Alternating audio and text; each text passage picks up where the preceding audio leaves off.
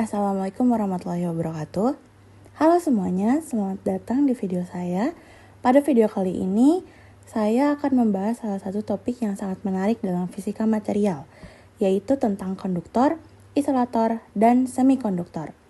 Apakah kalian bertanya-tanya, kenapa kabel listrik bisa mengantarkan listrik, tapi plastiknya tidak? Atau bagaimana chip komputer yang kecil itu bekerja? Nah, semua jawaban itu terkait dengan jenis-jenis material ini. Jadi, jangan kemana-mana, kita bahas semuanya. Material di sekitar kita memiliki sifat yang berbeda-beda dalam mengantarkan listrik atau energi panas. Berdasarkan sifat ini, kita mengelompokkan material menjadi 3 jenis, yaitu konduktor, isolator, dan semikonduktor. Konduktor adalah material yang sangat baik dalam mengantarkan listrik.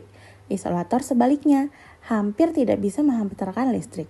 Sedangkan semikonduktor berada di tengah-tengah, dengan sifat unik yang bisa berubah tergantung kondisi tersebut. Ketika jenis material ini memiliki peran penting dalam teknologi modern dan kehidupan sehari-hari. Yang pertama adalah konduktor. Kita mulai dari konduktor. Konduktor adalah material yang memiliki banyak elektron bebas, sehingga listrik bisa mengalir dengan mudah melaluinya.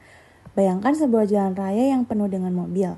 Nah, elektron dalam konduktor seperti mobil-mobil itu, mereka bebas bergerak dengan lancar. Contoh konduktor yang paling umum adalah logam, seperti tembaga, perak, dan aluminium. Logam-logam ini digunakan untuk kabel listrik, rangkaian elektronik, bahkan di panci atau alat masak, karena juga mampu menghantarkan panas dengan baik. Kabel listrik yang kalian lihat sehari-hari adalah salah satu aplikasi paling jelas dari konduktor. Intinya, semua yang terbuat dari tembaga atau aluminium, karena kedua material ini sangat efisien dalam mengantarkan listrik. Selanjutnya, isolator. Jika konduktor adalah jalan bebas hambatan untuk elektron, isolator adalah tembok besar yang tidak bisa dilewati. Elektron dalam isolator terikat erat pada atom-atomnya sehingga tidak dapat bergerak. Ini membuat isolator sangat sulit menghantarkan listrik. Contoh isolator adalah karet, plastik, kayu, dan kaca. Karena sifat ini, isolator sering digunakan untuk melindungi kita dari listrik. Misalnya kabel listrik dilapisi dengan plastik agar kita tidak tersengat listrik. Plastik di lapisan luar kabel berfungsi sebagai isolator yang menjaga arus listrik tetap berada di dalam kabel. Selain itu, isolator juga digunakan dalam perangkat elektronik untuk memisahkan komponen-komponen yang terbawa arus. Terakhir, semikonduktor. Material ini adalah salah satu yang paling menarik karena sifatnya yang unik. Semikonduktor biasanya memiliki kemampuan menghantarkan listrik yang rendah, tapi sifat ini bisa dimodifikasi dengan cara tertentu seperti meningkatkan suhu atau menambahkan unsur lain, seperti doping. Semikonduktor dapat menjadi lebih konduktif. Contoh semikonduktor yang paling terkenal adalah silikon, yang digunakan dalam pembuatan chip komputer, transistor, dan panel surya. Bayangkan seperti ini, semikonduktor adalah otak di balik hampir semua teknologi modern, dari smartphone hingga perangkat pintar lainnya.